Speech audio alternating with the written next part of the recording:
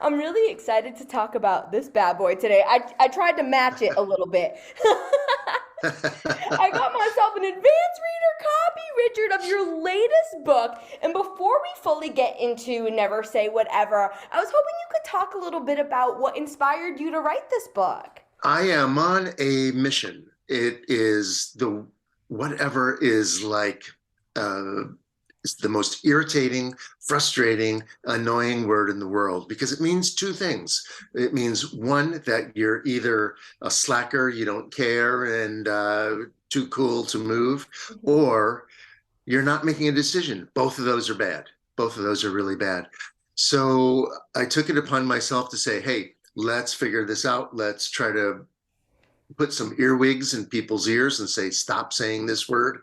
And I have some cures. Do you ever say it, Haley? Are you a whatever person? I'm sometimes guilty, Richard. I can't lie to you. I do like to throw whatever out there every now and again, but now I'm thinking twice about it.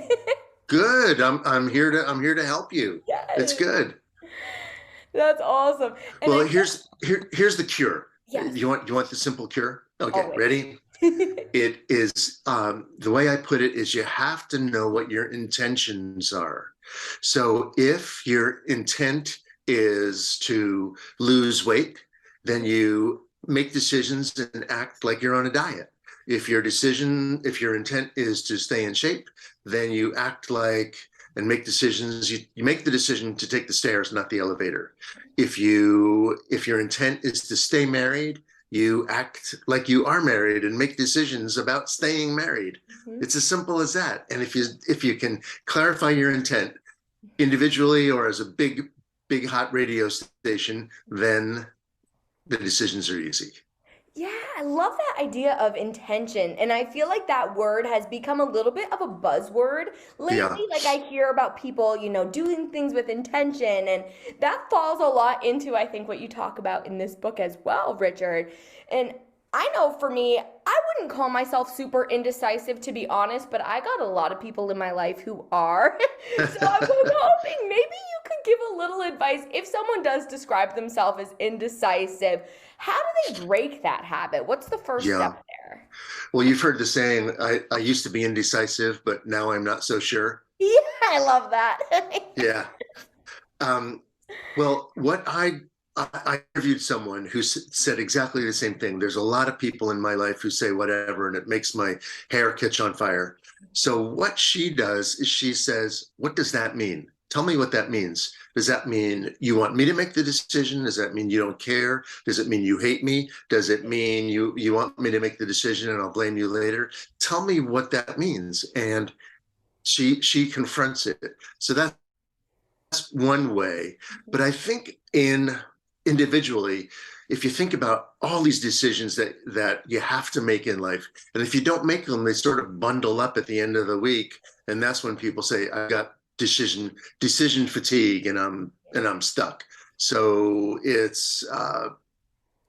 I think people just need to recognize that the small decisions matter and you need to make them. I love this study. This tells you a little bit about what people study, but some researchers at Cornell uh, did some research and they found that when you go out to lunch with your colleagues, you're going to make about 200 decisions. Hard to believe, but it's where to go, where to sit, lettuce and tomato, mayonnaise, mustard, whole wheat, sourdough. You can imagine. And every time you say the word whatever, you're likely to not get what you want. So I use that as a good example of every time you say whatever, you're not making a decision, so make it. Come on, hurry up. Yes. Oh, It's I annoying, definitely. don't you think? Yes, Richard. And now that you describe it that way, I might be more guilty than I originally thought. Uh, well, yeah. Well, and it's how often do we say when you go home for dinner and your partner says, "What do you want for dinner?" You say, "Whatever." That's not good. You're likely to not get what you want. Right. So pick something. Pick Pick something. something. And that's a good point too. Like if somebody's asking you, they want you to decide. Just say what you want. Speak up, right?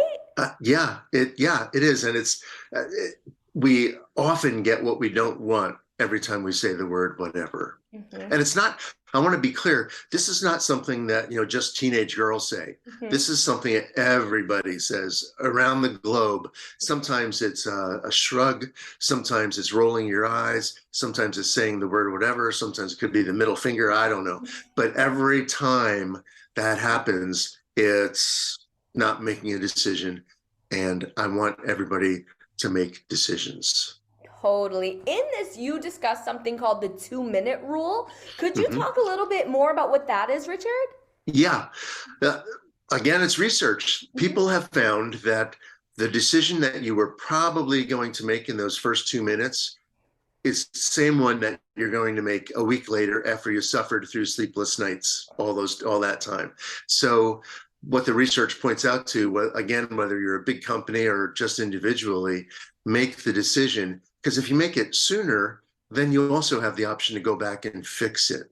So if you make it's not a knee-jerk reaction. It's related a little bit to, in your heart of hearts, you probably know what the right decision is. So let's make it then, Right. and be true to yourself. And I think there's also an element of being self-aware, which is also a buzzword right now. Yes. But you also know what you really want to do. So go ahead and make that decision. And if it's not the right one, you can fix it. So lots of research says make the decision in the first 2 minutes and you'll be a lot better off.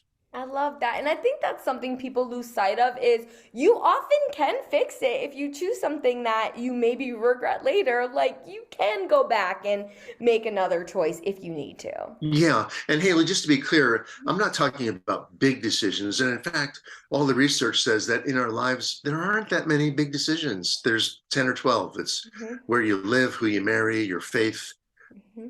college, your dog. But after 10 or 12 big decisions, they sort of get lumped into medium and small decisions. And we tend to make to avoid those. And they pile up. For sure. Another phrase of yours, Richard, that I love is action follows intent. And you kind of talked a little bit about intent earlier, but could you dive more into how people can use that phrase as a guide for their decisions? Yeah, and I think it gets back to being self-aware and being accountable. And if I talked about just some simple rules about intent, but I think one of the people I interviewed uh, is both a lawyer and a minister. It's a great combination, and he has a personal mission statement. When we think about mission statements, we think of big companies but he has one that's personal, and he spent some time creating it, and that is his intent, and it makes his decisions that much easier.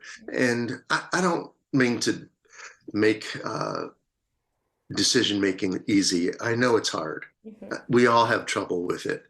But when we think about it, well, here's a good decision. I mean, right now, I could have said, I don't feel like doing this show. I don't feel like, whatever. Well, I'll blow this off. I didn't. So here we are. I have a new friend, and and it's a good example. I also use the example of little things. I was at a baseball game with my son, and we're drinking a beer, we're having a nice time, and his boss walked by. And in that split second, he had to make the decision. He could have said, whatever, I'm having fun with my dad. I don't need to do this. But he didn't. He said, hey, I'd like my dad to meet my boss. So, and then the next thing you know, he gets a big raise. It's great. It's awesome. That's a Yeah. beautiful thing. I love that for him. And I love that for us. Yeah. Yeah.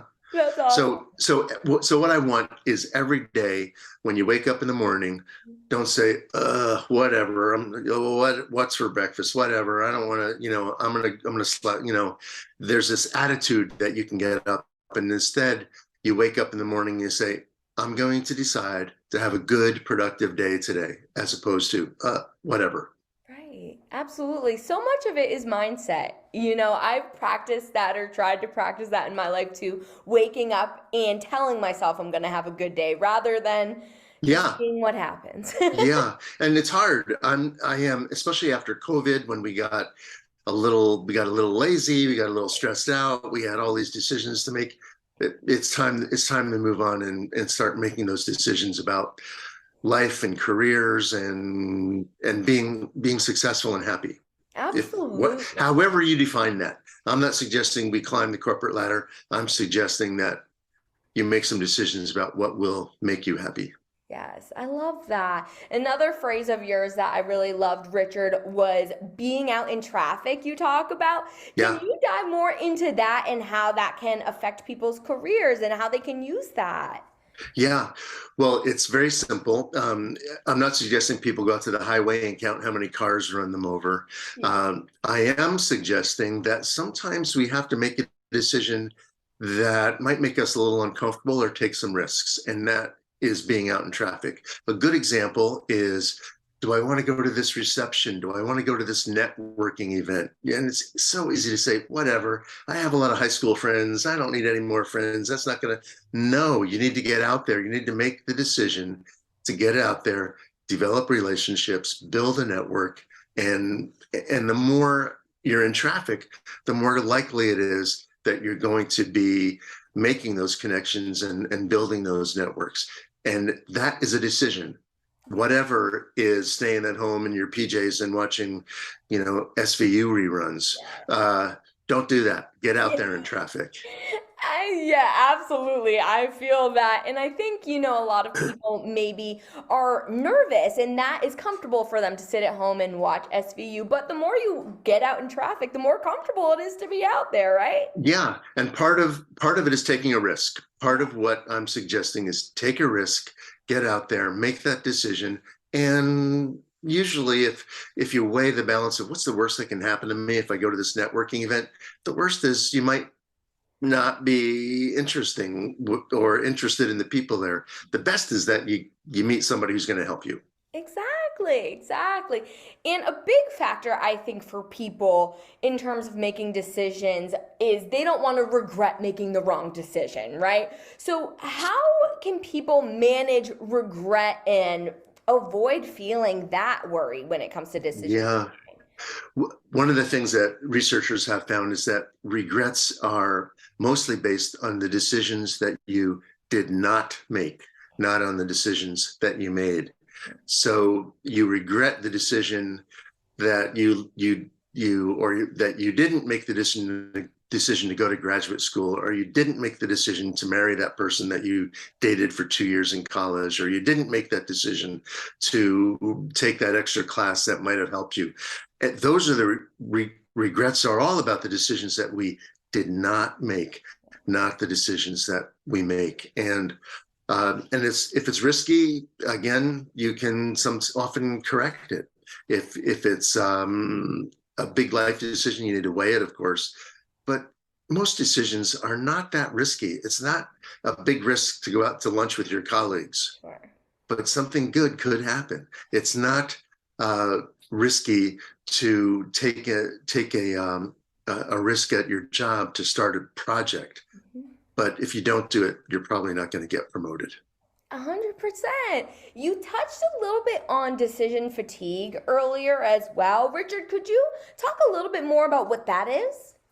Yeah, decision fatigue is, and we hear it all the time. Oh, I'm overwhelmed with all these decisions. Oh, I have so many decisions to make.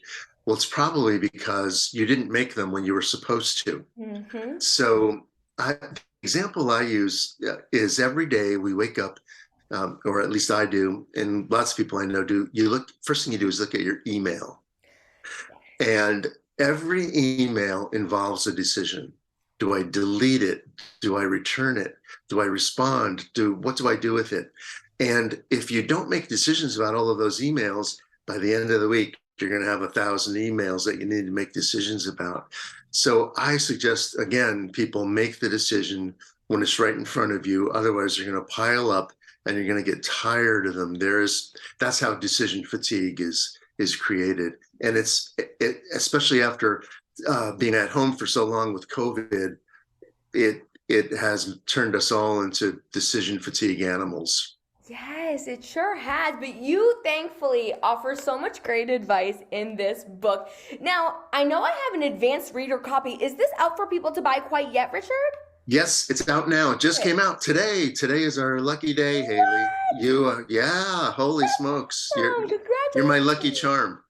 You're my I lucky guess charm. so, So Richard. Oh, well, I'm honored to be chatting with you on this big day, especially. That's awesome. yeah, We actually were given a few copies, so I'm going to get to give these away to a few lucky listeners as well. So great. that's really Okay. special. So thank you for that. And in addition to being an author, you do all sorts of things, Richard, including being a star on LinkedIn. I want to pick your brain a little bit about LinkedIn if you don't mind. And I wonder if you have any tips or tricks for people to be successful on there.